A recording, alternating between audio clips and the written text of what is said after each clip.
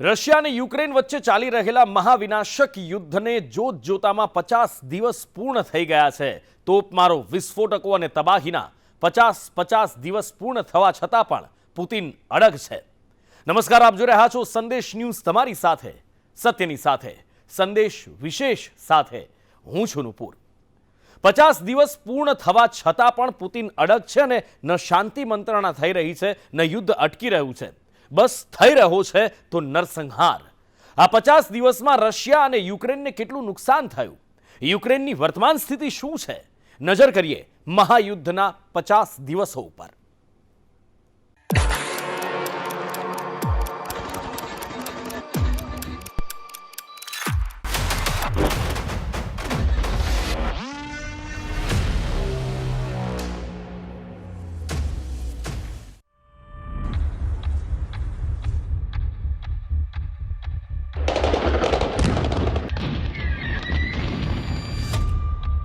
યુક્રેનના દરેક શહેરમાં છે બરબાદીનું મંજર.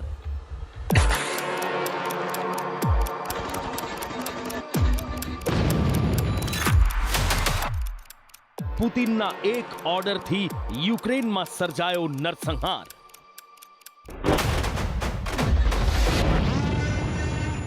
ક્યાંક રસ્તા પર કાટમાળ,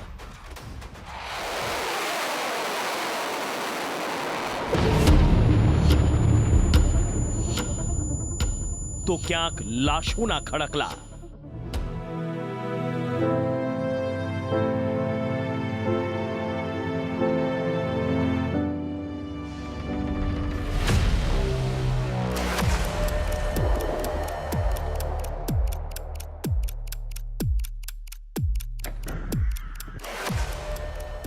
તોપ મારો, બોમ્બ મારો અને વિસ્ફોટો વચ્ચે ઘેરાયેલું છે યુક્રેન.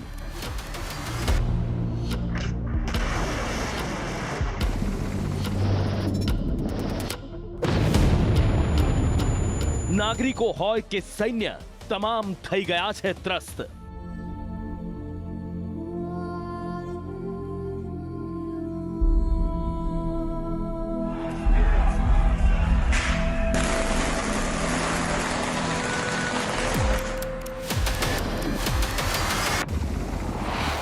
ચાર 4,500 નિર્દોષ નાગરિકોના મૃત્યુના થઈ રહ્યા છે દાવા.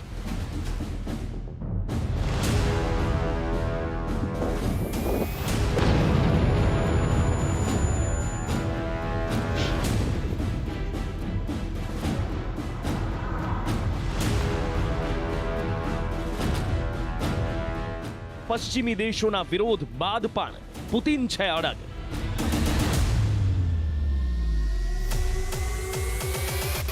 તો ઝેલેન્સ્કી પણ પીછે હટ કરવા તૈયાર નથી.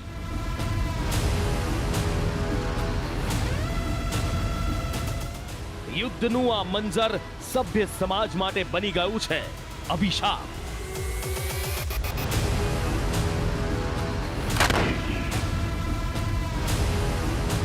ક્યારે આવશે આ યુદ્ધનો અંત?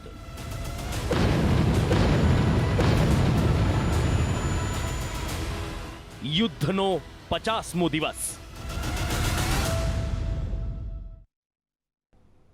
છેલ્લા 50 દિવસથી ચાલી રહેલા આ યુદ્ધથી આખી દુનિયામાં ચિંતા પ્રસરી છે.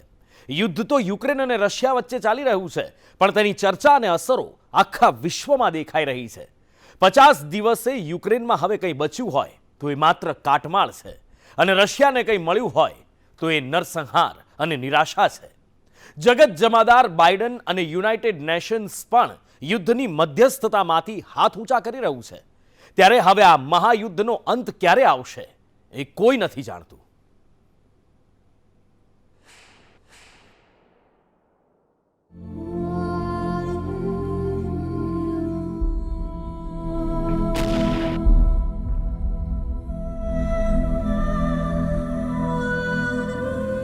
આ યુદ્ધની આગ ક્યારે પડશે ઠંડી?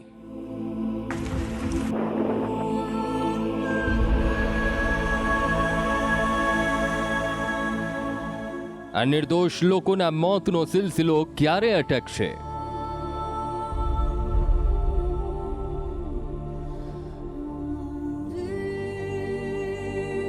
આ રશિયન સેના ક્યારે અટકાવશે યુદ્ધ?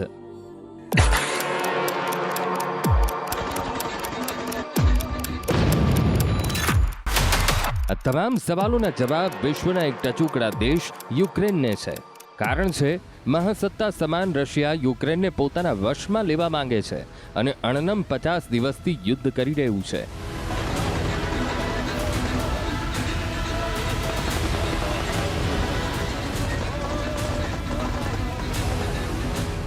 એક સમય હસતા ખીલતા યુક્રેનમાં હવે માત્ર તબાહી જ તબાહી બચી છે.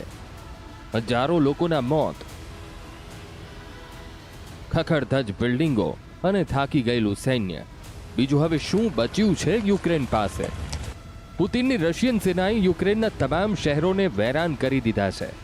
તોપમારી, બોમ્બમારો અને હુમલાઓ રશિયાએ યુક્રેનમાં નરસંહાર સર્જી દીધો છે.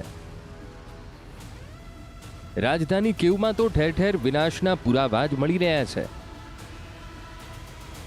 અત્યાર સુધીમાં કીવમાંથી 720 મૃતદેહો મળ્યા છે અને એ પણ સામાન્ય નાગરિકોના.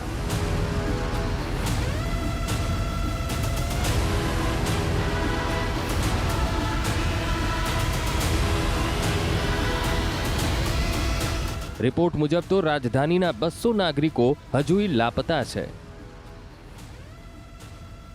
તેઓ જીવે છે કે મોતને ભેટી ગયા છે તેનો પણ કોઈ જ ડેટા નથી મળી રહ્યો. યુક્રેનમાં નરસંહારનું આ જીવતું જાગતું ઉદાહરણ છે. ખાર્કિવ પણ સતત હુમલાથી બરબાદ કરાઈ રહ્યું છે. ખાર્કિવમાં રહેલી ઐતિહાસિક ઇમારતો હવે ઇતિહાસ બનીને રહી ગઈ છે ને વળી મારિયુપોલને તો જાણે જમીનદોસ્ત કરી દીધું હોય તેવું લાગી રહ્યું છે.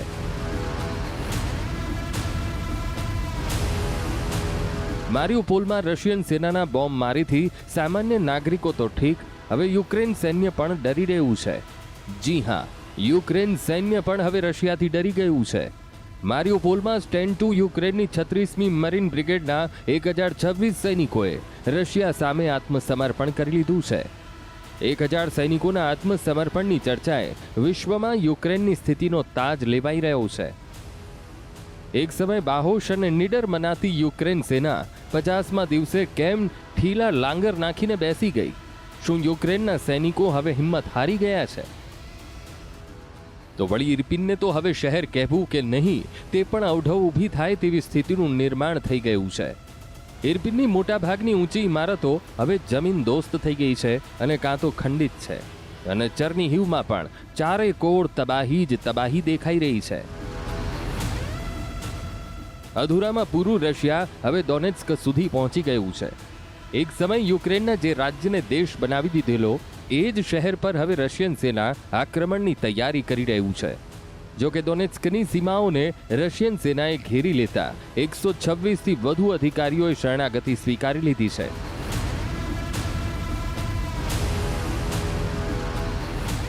આ બધા જ વચ્ચે અમેરિકાના સેટેલાઇટમાં રશિયાનું હજુ એક મોટું સૈન્ય દળ યુક્રેન તરફ પ્રયાણ કરી રહ્યું હોય તેવું દેખાઈ રહ્યું છે.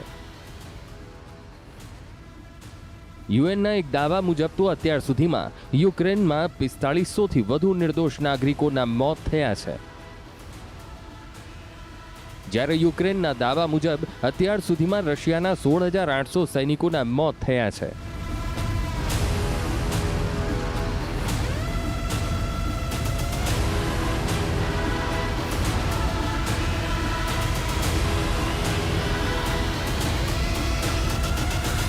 આ વચ્ચે યુક્રેનના 66% બાળકો પોતાનું ઘર છોડીને હિજરત કરી ચૂક્યા છે.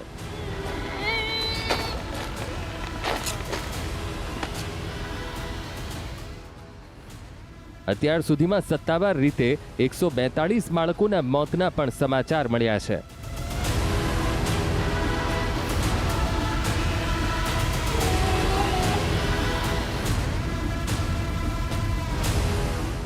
યુનિસેફના રિપોર્ટ અનુસાર યુક્રેનના 75 લાખ બાળકોમાંથી 48 લાખ બાળકો પોતાના ઘર અને સ્કૂલ બધું જ તબાહ થતું જોઈ ચૂક્યા છે. જ્યારે 28 લાખ બાળકો પર હજુય સંકટ છે.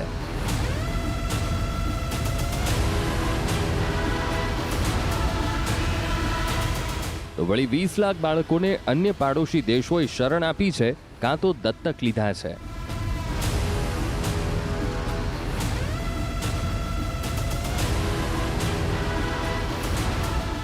તો નરસંહારની સાથે 50મા દિવસે યુક્રેનની અર્થવ્યવસ્થા પણ કડડભૂસ થઈ ગઈ છે. માત્ર 50 દિવસમાં યુક્રેનની અર્થવ્યવસ્થા 45% તૂટી ગઈ છે.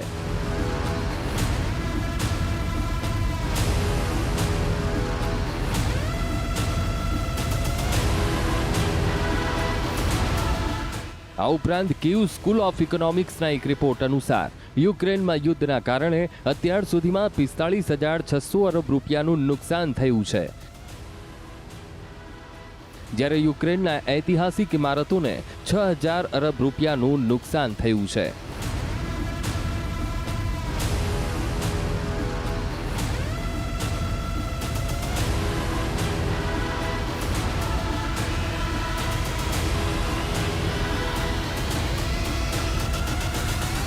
તો વળી યુક્રેનના 23,000 કિલોમીટરના રસ્તાઓ તૂટી ગયા છે, જ્યારે 865 સ્કૂલ કોલેજ, 145 સરકારી કંપનીઓ સેનાના હુમલામાં જમીનદોસ્ત થઈ ગઈ છે.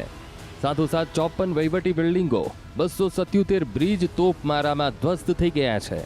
રશિયન સેનાના આક્રમણમાં યુક્રેનના 10 મિલિટરી બિલ્ડિંગ, 8 નાના મોટા એરપોર્ટ, 2 મોટા પોર્ટનું નામો નિશાન મિટાવી દીધું છે.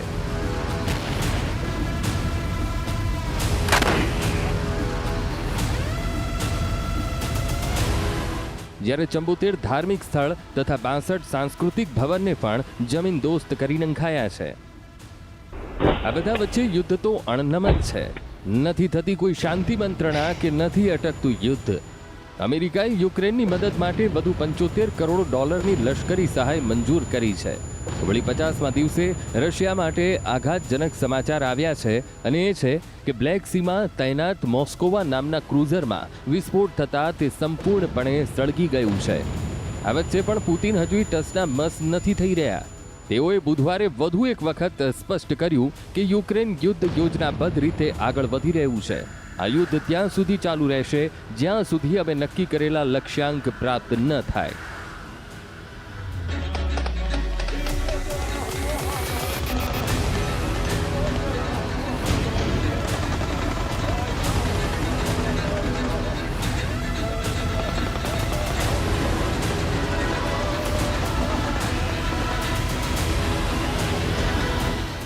જોકે આ અગાઉ પુતિન યુદ્ધ પૂર્ણ કરવાની તારીખ પણ જાહેર કરી ચૂક્યા છે, અને એ છે 9 મે. હવે જોવું રહ્યું કે 9મી મે સુધીમાં યુદ્ધ પૂર્ણ થાય છે કે પછી વહેલો જ નિવેડો આવી જશે. ધવલ માકડિયા, સંદેશ ન્યૂઝ, અમદાવાદ.